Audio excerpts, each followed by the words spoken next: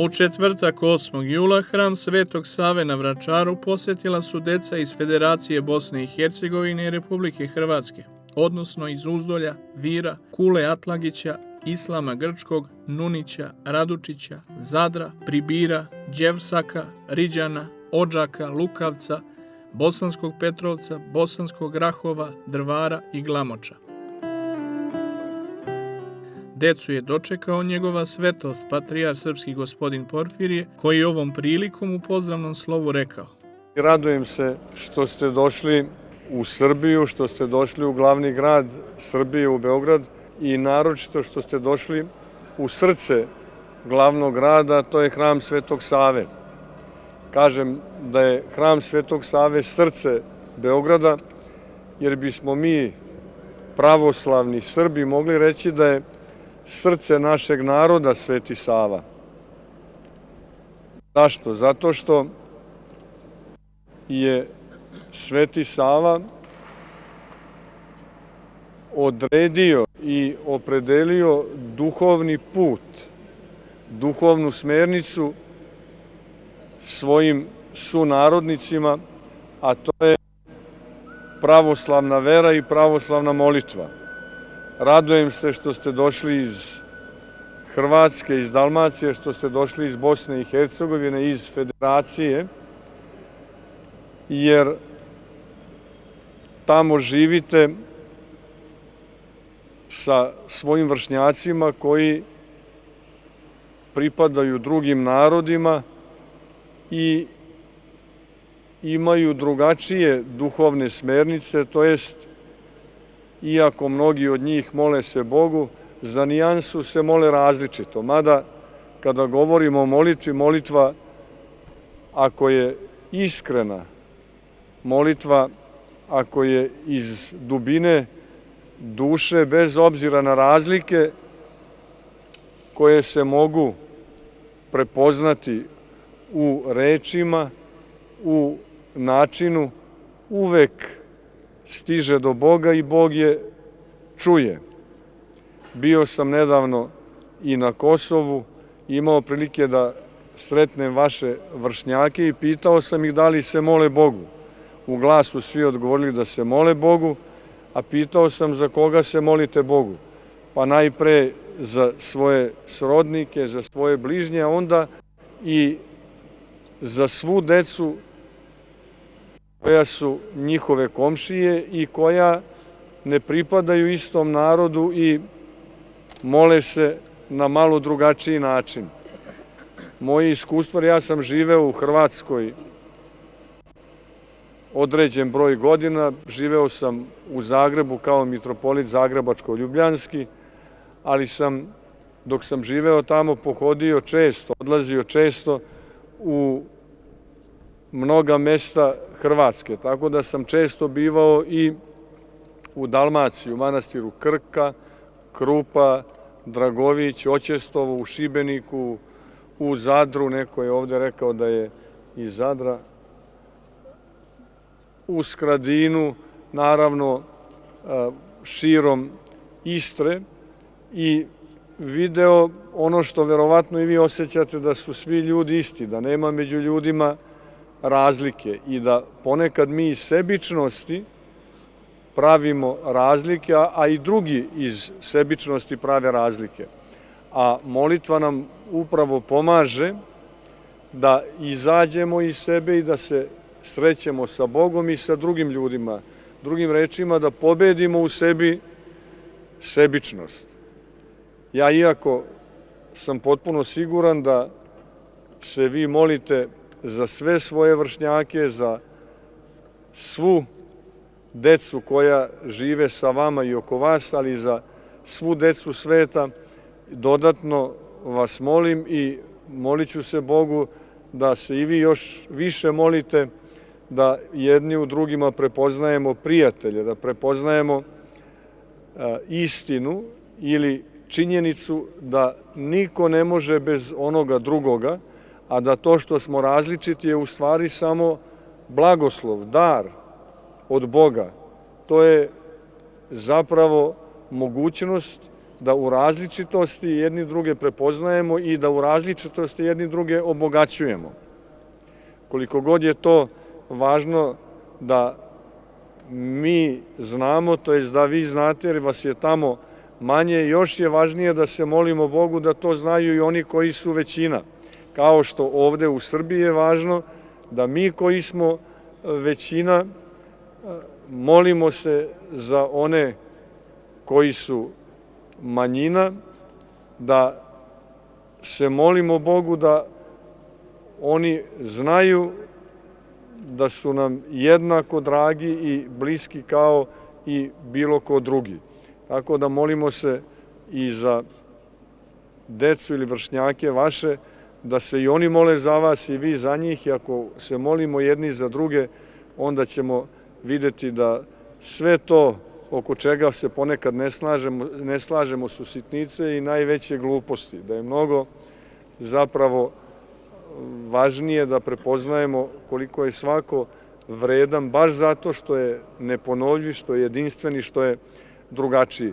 To govorimo ovde u hramu Svetoga Save, zato što je Sveti Sava neko ko je od maltene vašega uzrasta odlučio da služi Bogu, da se posveti Bogu. I Boga je učinio svetim, a to znači da on jeste naš srpski i pravoslavni, ali kao sveti prevazilazi granice jednoga naroda i kao takav, kao svetitelj pripada svim ljudima. On je, kako to obično danas kažu, univerzalni čovek bio. Dakle, pripada svim ljudima jer je molitva koju je upućivao Bogu, ali i ono što je konkretno činio uvek bilo u korist i na dobro svih ljudi. Ja vas još jedan put pozdravljam i znam da je crkva naša i tamo gde vi živite, da je uvek otvorena za vas kroz sveštenike, kroz vladike koji su tamo, spremna da u svakom dobrom delu, u svakoj vrlini, u svemu ono što je čestito, ispravno i na korist svih, bude uz vas, da vam pomogne, da vas podrži. I evo ja vas podstičem da ako imate bilo koju vrstu potrebe, a ne možete da rešite na nekom drugom mestu, obratite se svojim sveštenicima sve do svoga vladike, pa evo i do patrijarha, i mi ćemo uvek biti spremni da zajedno sa vama pre svega se radujemo, da delimo sve ono što je lepo sa vama, ali ako naiđe nešto što je problem, da takođe podelimo sa vama, da učestvujemo u tome, da se potrudimo da taj problem bude što je moguće manji.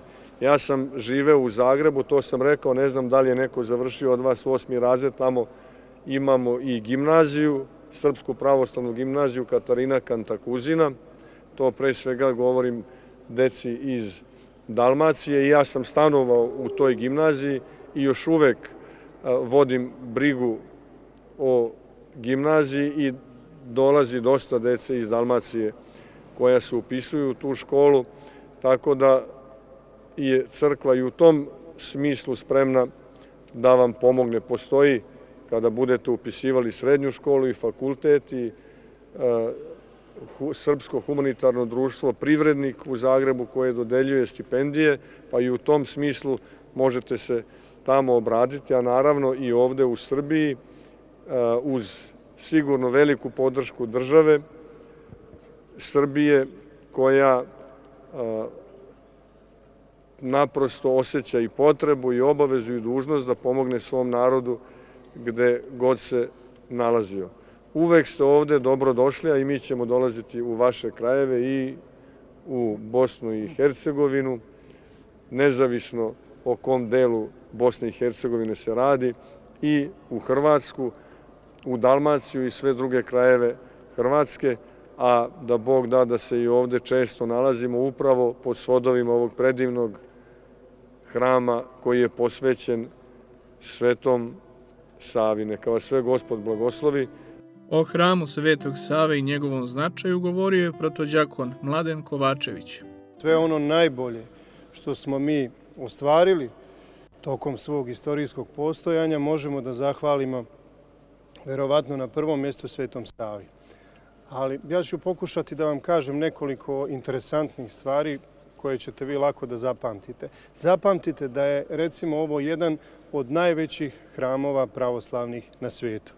Iako smo mi Srbi ipak mali narod, zato što smo mnogo stradali tokom 20. vijeka i ranije, ipak smo uspjeli da podignemo jedan od najvećih hramova u svijetu. Ovdje može da stane i do 10.000 ljudi, iako to možda se čini da nije tako, ali može sigurno. Dakle, šta je bilo važno? Ovaj hram se gradi gotovo 100 godina. I najvažnije je bilo da se od te ideje nije odustalo. Da smo znali šta hoćemo da napravimo i da od ideje nismo odustali. Ali bilo je mnogo teških vremena. Hram je počeo da se gradi 1935. godine, praktično uoči početka Drugog svjetskog rata. Drugi svjetski rat donio je mnogo stradanja našem narodu. Nakon toga je bila jedna vlast koja nije dozvolila da se nastavi gradnja i čekali smo 50 godina, 80. godina počeli ponovo da gradimo, postavili ovu kupolu, a kupola je stajala ovde i podizana je pomalo. Dakle, to je bio isto jedan poduhvat, nije, da kažem, konstruisana je dole na zemlji i onda su je ovako postepeno, pa kad se gledaju te fotografije kao da je izranjala. Dakle, šta je bilo važno tu? Posle toga smo imali i raspad Jugoslavije i ratovi koji su se dešavali i u Bosni i Hercegovini i u Srbiji, bombardovanje i u Hrvatskoj naravno, ali nismo odustali od te ideje. Zašto? Zato što smo znali ko je Sveti Sava, šta on predstavlja za naš narod, koliki je to značaj i sa čime mi možemo da krenemo u novi vijek. Mi, djeca pravoslavne Dalmacije, želimo da vam se toplo zahvalimo zato što ste nas primili u vašoj rezidenciji ovdje u prvoprestolnom gradu Beogradu kao dobar domaćin i duhovni otac svih nas pravoslavnih Srba gdje god da se nalazili. Želimo da vam prenesemo pozdrave našeg episkopa Dalmatinskog, gospodina Nikodima, sveštenstva naše eparhije i cjelokupnog naroda našeg pravoslavnog Dalmatinskog. Također bi se htjela zahvaliti ispred Udruženja žena Kosovske doline sa Dalmatinskog Kosova koje nam je omogućilo da dođemo u posjetu u našu maticu Srbiju kako bi posjetili naša dva najveća grada Beograd i Novi Sad i vidjeli sve njihove svetinje i kulturne znamenitosti. Molimo vas da se i dalje molite za sve nas u pravoslavnoj Dalmaciji pred Vaskrsnim Hristom, a mi ćemo se moliti Gospodu da vas dugo poživi kako bi svijeća nade koju ste upalili vašim toplim propovjedima dok ste bili u Hrvatskoj i dalje svjetlila za sve nas pravoslavne Srbe koji svjedočimo vjeru pravoslavnu na tim prostorima naše svete crkve. Blagoslovite. Vaša svetosti, u ime srpske djece iz Dalmacije i Udruženja žene Kosovske doline sa Dalmatinskog Kosova poklanjamo vam jedno od naših svetinja, manastir Lazaricu, da vas posjeća na nas iz Dalmacije. A nas tamo ima 391 srpsko dijete. Hvala, živeo. Ne samo da ne smijemo i nećemo zaboraviti Dalmaciju, nego smo i bit ćemo uvek tamo. Na svaki način, i molitveno, a i konkretno fizički. Bog sve da blagoslovi. Hvala vam.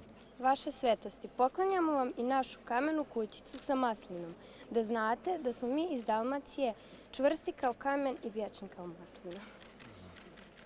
Hvala, živa diva, živa diva.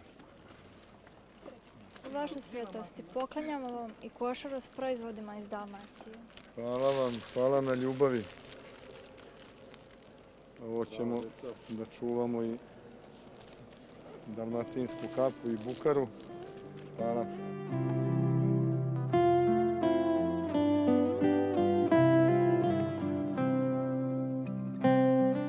U Splitu postoji hram koji je neki 20 metara visok. Isti arhitekta radio projekat.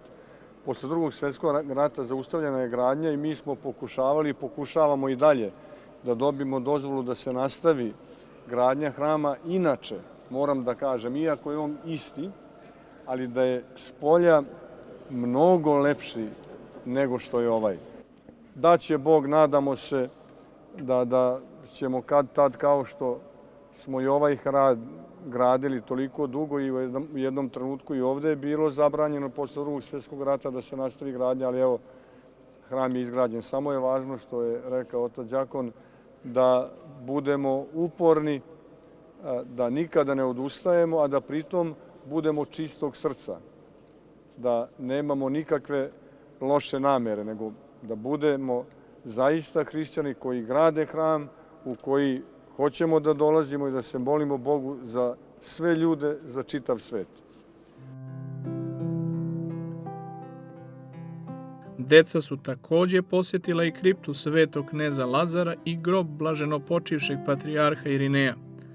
U periodu od 5. do 9. jula u sklopu letnjeg kampa za srpsku decu iz regiona, 50 dece imalo priliku da se upozna sa svojom istorijom, jezikom, kulturom, ali i da posete brojne institucije i obiđu različite spomenike kulture, muzeje i turističke destinacije naše zemlje. Organizator projekta je Pokrajinski fond za izbegla raseljena lica i za saradnju sa Srbima u regionu. Uskliknimo s ljubavlju, svetitelju Savi, srpske crkve i škole, svetiteljskoj glavi.